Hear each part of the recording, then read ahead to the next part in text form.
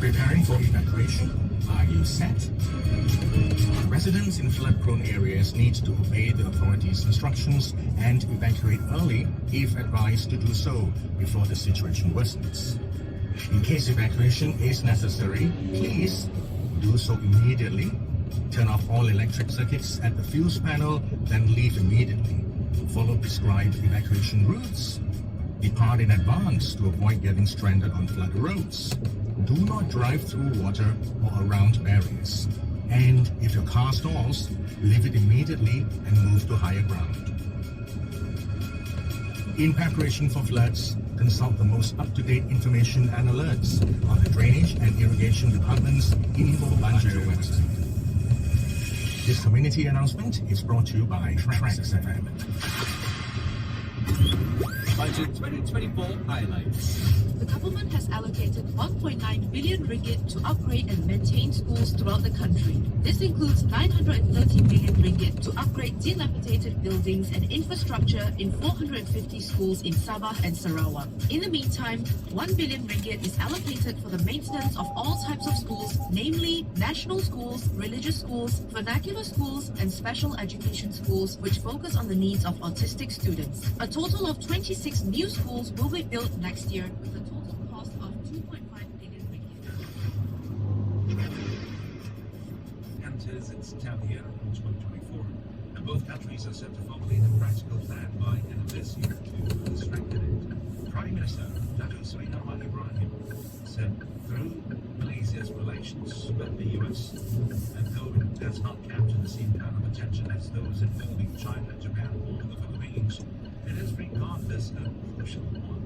Explain that Malaysia regards its strategic relations with the US as crucial to its economic vibrancy and national security interests. The US stands as Malaysia's third largest trading partner with over $100 billion spent just this year across various sectors. Mr. Anwar said this during the special lecture at the University of California in Berkeley. Touching on the Indo-Pacific Economic Framework for Prosperity, or IEF, led by the US, Mr. Anwar said Malaysia also actively participates in it, showcasing its commitment to regional economic integration and collaboration. He added that the Malaysian government is keen on leveraging the IEF to not only advance in its own economic interests, but also to contribute significantly to the development of the framework's key pillars. In the meantime, the Prime Minister said middle powers like Malaysia can help reduce tensions between major powers such as the US and China as they approach relations, both pragmatically and judiciously.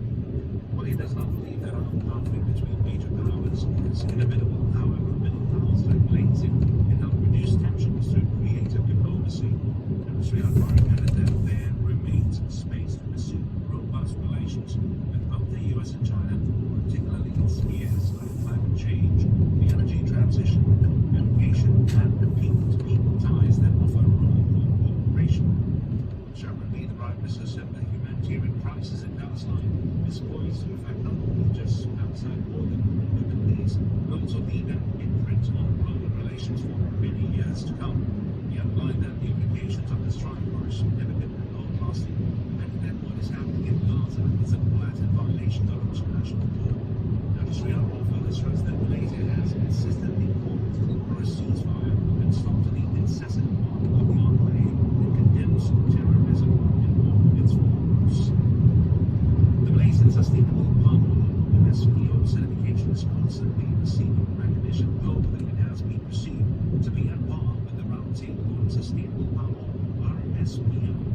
Speaking in Shanghai, China yesterday, Deputy Prime Minister Dr. Sri Fadila Yusof explained that the MSPO is more comprehensive and encompassing in comparison to the RSPO.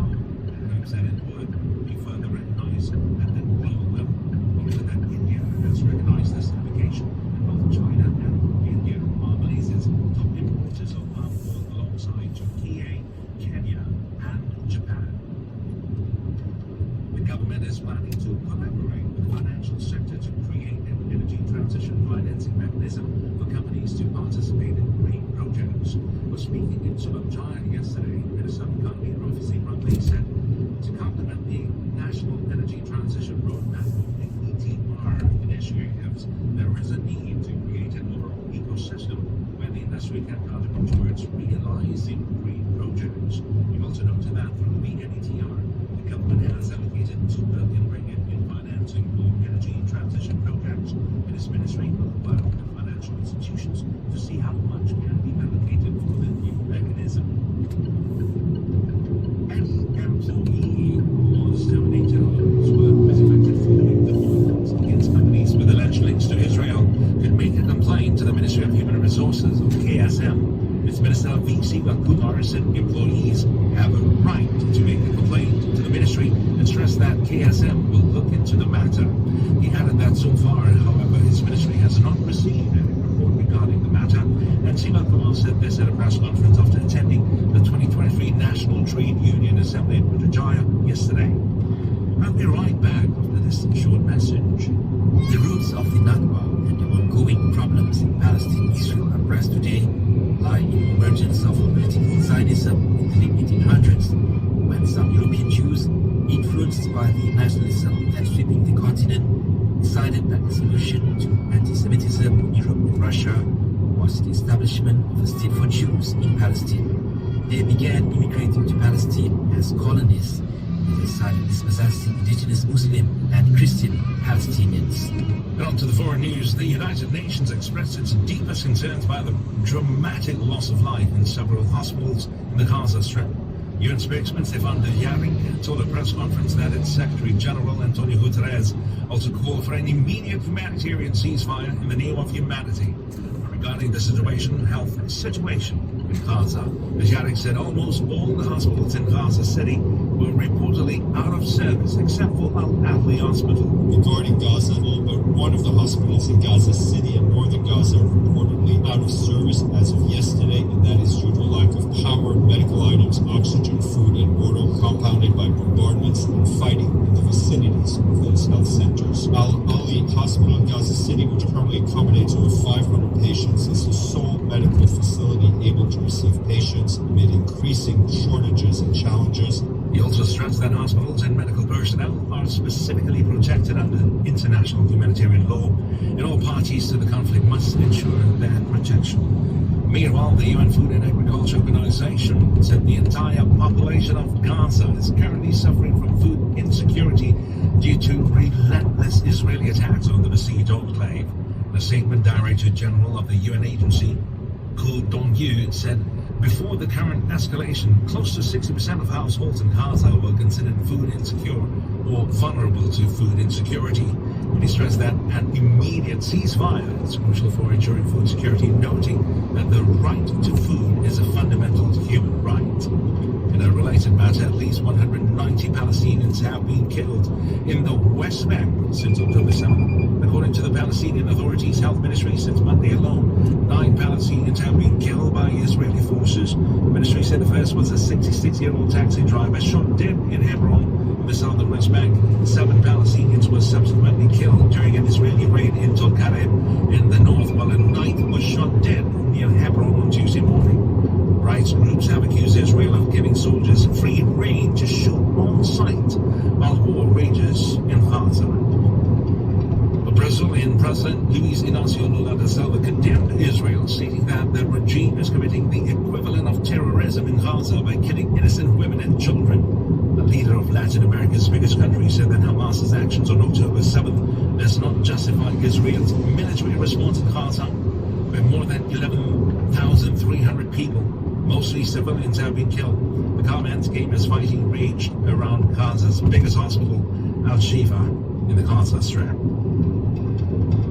And finally, in sports tennis, Jannik Sinner edged towards becoming the first ever Italian to reach the last 4 of the ATP Finals on Tuesday after a thrilling 7-5, 6-7, 5-7, 7-6, 7-2 win over Novak Djokovic. The world number 4 Sinner needed a straight sets victory in front of enthusiastic home squad in Turin over tennis icon Djokovic to guarantee passage from the green group with a match to spare. Now, both players' fate will be decided in the final round of group matches, with Sinner facing Holger Rune next and Djokovic going up against Hubert Hurkacz. Folks, to end the bulletin, here's a recap of the headlines. Malaysia, US to formally plan to further strengthen vital bilateral ties. And humanitarian crisis in Palestine will affect not only Middle East, but also global relations.